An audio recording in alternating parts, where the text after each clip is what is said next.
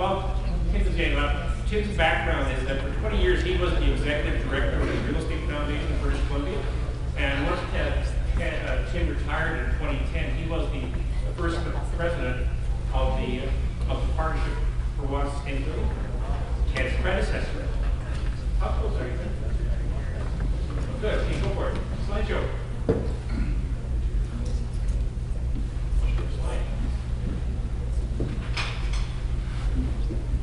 Well, I think like most of you, I've enjoyed the program this morning and certainly Bob's presentation. And sometimes it's tough to hear how sobering the larger dynamics of the climate are, but it is very sobering. Just a little anecdote. I live on Salt Spring Island, and we are a place where water is very important. So I'm in a rural subdivision with 40 residences on the water system. And the members pay a monthly fee for access to up to 8,000 gallons of water a month for a household. In the summer, we reduce it to 5,000. If you go over, you pay a penalty. There are some water districts on Salt Spring where once you go over the minimum or the maximum allowance, Scott Point is one, and the allowance is 3,000 gallons. You pay $1 a gallon for going over. So water can be scarce. I have a garden. I check my water meter every day when I am watering, so I know how much I use, so I can stay under a lot. Okay, today I'm going to talk about something that brings us really down to earth, as it were, what happens on our landscapes when we're developing human settlement and changing human settlement. The partnership has sort of ground their brains on what kind of tool would help practitioners, engineers, planners, developers, whoever they are, to install better quality infrastructure, drainage infrastructure, and understanding the life cycle cost of that infrastructure, and run an opportunity cost evaluation. So if you're looking at option A, what's the next best option? How do you know how to choose that? So that's what I'm going to talk about. There's really 3 parts in what I'm presenting. What's that? Can't hear me? Oh. 3 parts of what I'm presenting. The first is just a quick overview of what the Ecological Accounting Protocol intends to do. It's under development. We're now at the stage where we want to do some demonstration projects. Second part of what I'll cover is looking at sort of the evolution of ideas about green infrastructure and how communities are wanting to have green infrastructure practices put on the ground, and what are some of the key events that have led up to the way those things are looked at today compared to 20 years ago. And then in the last part, I'll go through quickly the stages of the Ecological Accounting Protocol methodology. So how does it actually work? And give you a sense of why we've chosen the kind of design we have. As I mentioned, it's at the stage where we want to demonstrate it in some particular projects where we carry out the kinds of evaluations that are required. There's some philosophical principles that guide us. One is that principle that's been discussed quite a lot today, and that is water's an ecosystem, and it supports all of the living ecology that we treasure for various reasons and which underpins our settlements. If we don't have that water ecology expressed in its various systems, we don't have our human settlement. Eventually it'll disappear. And Bob certainly made it clear that that can happen on quite a scale. The other important point I think that guides us is we know that practitioners have knowledge and ability to do things on the ground in a more successful, sustainable way than we often see. The question is, why doesn't it happen? Why doesn't it happen as a regular course of action? So our tool is meant to help address and answer that question. I don't know if I should have my glasses on or off. So the Ecological Accounting Protocol, this tool will enable practitioners, as I mentioned, engineers, planners, developers, and others, to determine the potential cost benefit of different options for design and construction of infrastructure and the ongoing maintenance of those assets.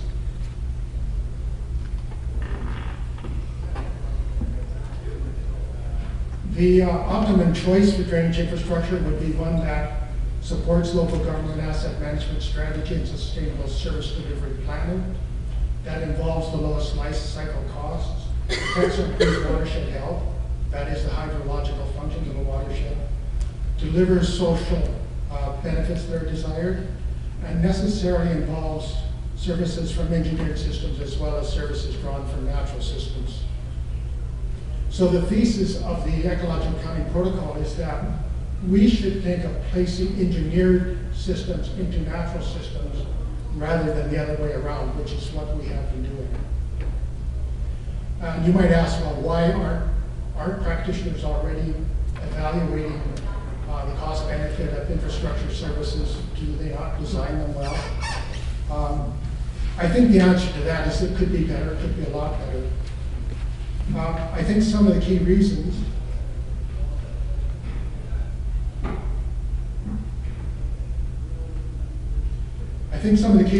that we're not seeing enough of the opportunity cost evaluation, and not really on the economic basis, but on an integrated basis with natural systems.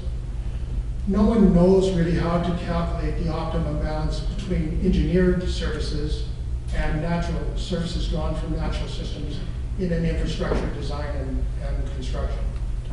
What should that balance be? And if you figure it out, we'll get closer to what is the optimum long-term outcome of that. And communities, through their official community planning processes and regulatory requirements, recognize the need for greater commitment to watershed health and water sustainability, and they're encouraging certain strategies.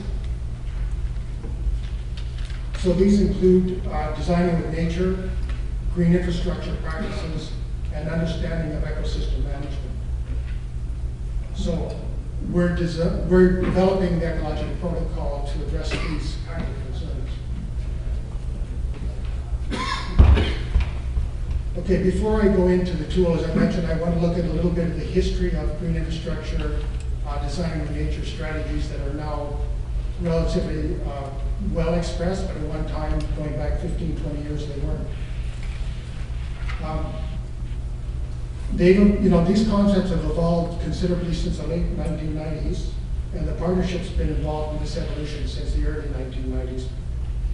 Some of the changes we've seen today, many local government official community plans include statements about environmental sustainability, conservation of natural systems. Specific bylaws set out measures to regulate infrastructure development and land use practices to meet these objectives.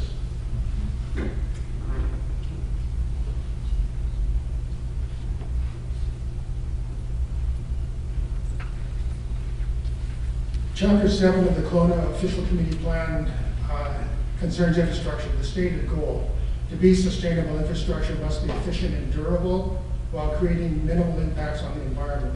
To provide sustainable infrastructure, Kelowna will explore infrastructure plans for both a life cycle analysis, the long-term cost and benefits of a project, and from a multiple bottom line approach, considering how infrastructure projects can meet as many sustainability objectives as possible. And then in Chapter 12 of the plan, it concerns natural and environmental development permit guidelines with emphasis on environmentally sensitive areas and groundwater resources which have high intrinsic value and are therefore important to the city and its residents.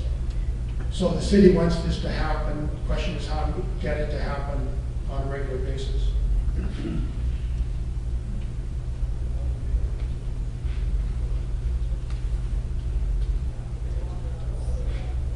The City of Surrey has a robust policy also concerning protection of natural systems. In 2008, the city adopted the Sustainability Charter based on an ecosystem management study and a green infrastructure network plan that were carried out previously. In 2014, the city adopted a biodiversity conservation strategy, which is incorporated in the OCP.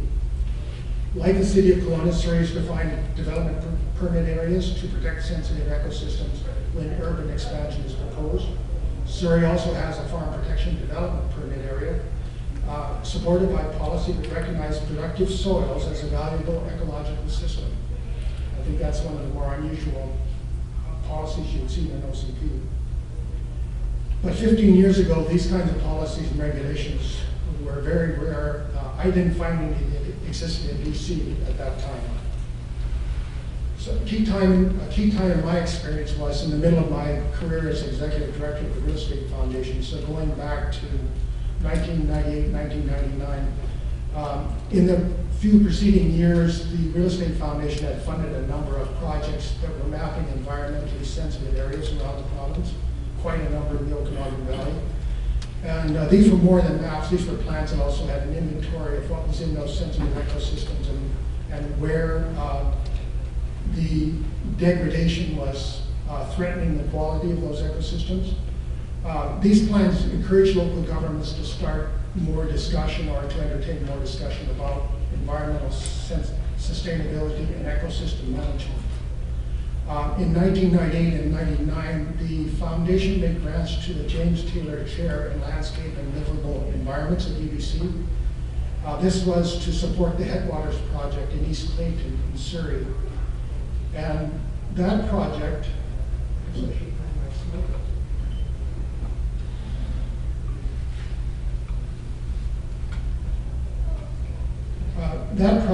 was to, on a 250-acre site, install an infrastructure for drainage that involved no pipes in the ground.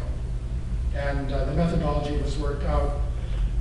But before the funding got committed, because there were 10 funders looking at the project, the Real Estate Foundation and the Ministry of Community Affairs, that was Eric Carlson at the time that I dealt with, we drew up a memorandum about understanding for the funders so that their particular ability to fund aspects of the project were defined, and the Real Estate Foundation provided a grant that could be used for any purpose. So we sort of greased the bureaucratic process, if you like, in order to get this project to go ahead. It did go ahead in 2002. The City of Surrey approved the plan. However, they required that pipes be put in the ground, that there be a redundant system in case the natural system design failed. A couple of other projects. The City of Chilliwack at that time in 2001, installed or approved a subdivision design that had green infrastructure. There were no pipes in the ground. It was all conveyance and infiltration systems and retention. And then University at Simon Fraser University put in place a natural drainage system on a comprehensive basis.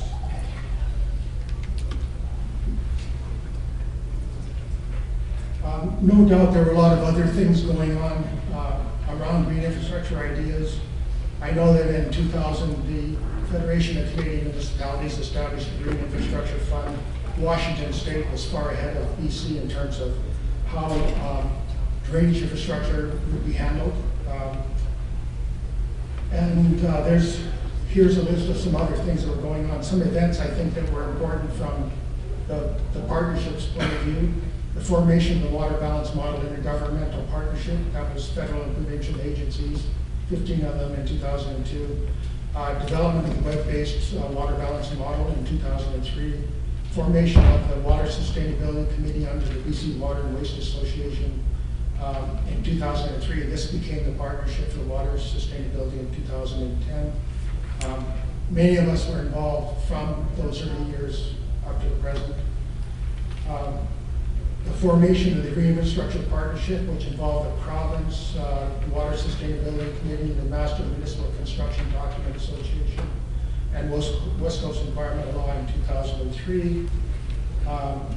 Publication of the first Beyond the Guidebook series by the Green Infrastructure Partnership and the Water Balance Model Intergovernmental Partnership in 2007. More recently, we have the adoption of the Living Water Smart initiative by the province of BC. The Municipal Natural Assets Initiative, which was established in 2015, is ongoing. And release in 2015 of Beyond the Guidebook 2015, moving towards sustainable watershed systems through asset management. So that's just to try to give a sense of how we at the partnership have seen the evolution of ideas about designing with nature and green infrastructure becoming items that direct the will of communities and their OCPs and are starting to demand a greater ecosystem management capability by the practitioners, whether they're reviewing the plans or doing the design or installing the infrastructure.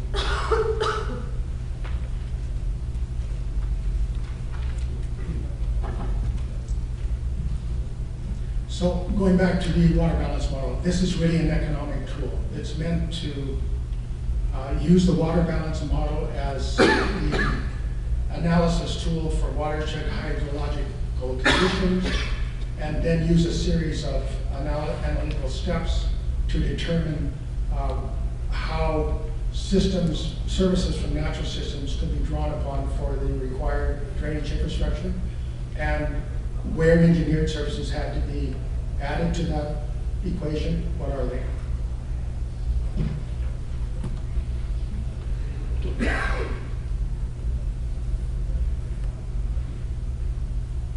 So the protocol has 4 approaches. They are substitution, cost avoidance, environmental or watershed health benefits, and attributed values. So I'll go through these quickly. So design of drainage infrastructure often could utilize services from natural systems, as we've been discussing, to replace measures that are typically done through engineered strategies.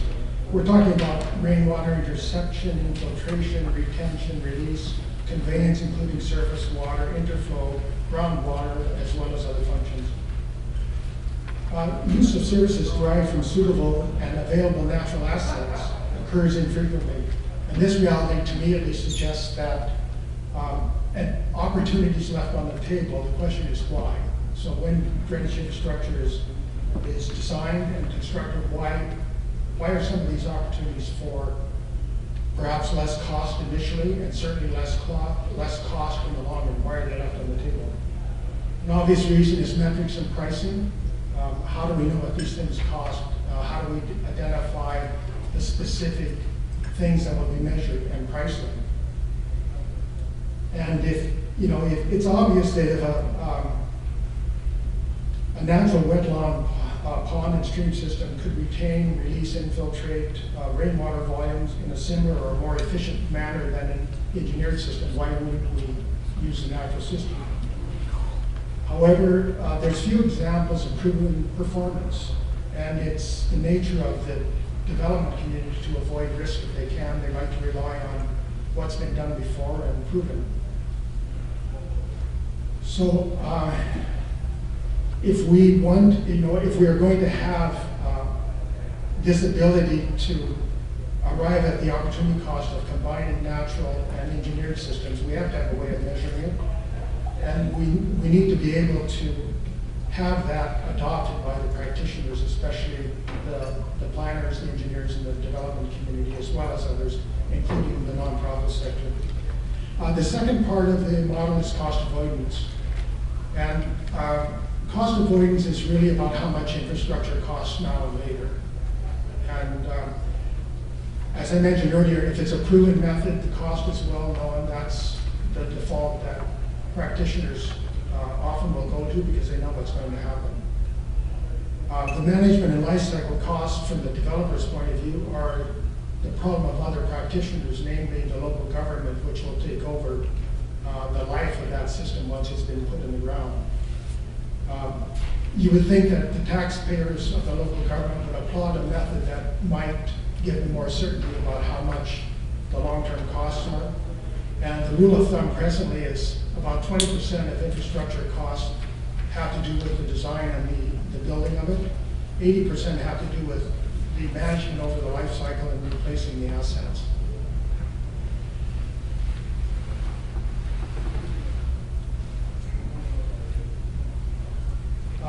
The other kinds of cost avoidance that we see from the local government's point of view would be not to damage the hydrological cycle, where you end up with flows that cause erosion, flooding, damaged septic systems, wells, and so on. One of the case studies that we'll work on for the models in Comox, where a watershed's been very badly damaged by upland development, causing erosion, flooding, lawsuits, and a number of other undesirable outcomes. And all of the cost of remediating those problems have been kept by the local government, so we can work with those and see what a substitution equation would suggest might have been a better option and how much better from a financial point of view. The third approach is the environmental or watershed benefits of the hydrology in the watershed. And these are, of course, about nature, the flora, the fauna, the beauty of the watershed, and so on. But healthy watersheds also have very positive implications for climate mitigation strategies. They support the value of communities in a general sense, whether it's parks, open space, greenscapes, waterfronts, and whatever. And they also allow nature to do some of its job on things that we were discussing previously, not just cleaning water through wetlands or that sort of thing, but also adding formation of soil, which is a function of a vegetated area that has a proper hydrological cycle going on. Finally, there are the attributed values of a watershed, and these are really the things that we consider amenity values. We're familiar with them in the general sense: clean air, clean water, water recharge for aquifers, preventing of flooding, and so on.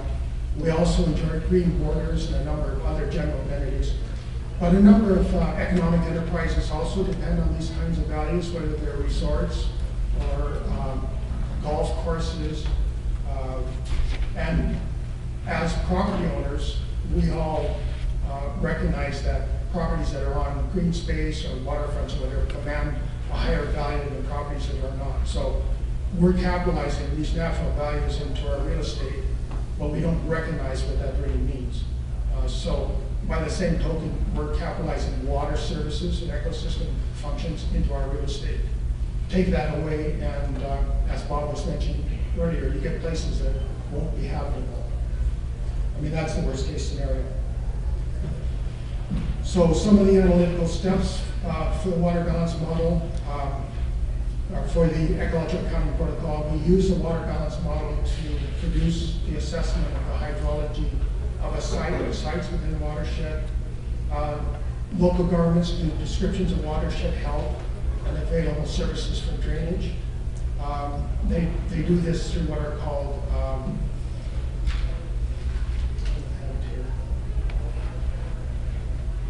profile and characteristic reports. Existing or proposed design for infrastructure would be reviewed. The capital expenditure, maintenance, cost of the infrastructure, if it's been in use, would be reviewed. Operations and maintenance plans and opportunity cost evaluation carried out. The result of all this is to get a proxy account that isn't something you can use in your accounting by accounting standards in your annual report for a local government, but it is something that the community and the politicians could use to be able to understand whether or not they're making headway in terms of how infrastructure is dealt with, designed, built, and maintained. So I think I'll end there, and are we going to receive questions? So I think the audience needs a break, and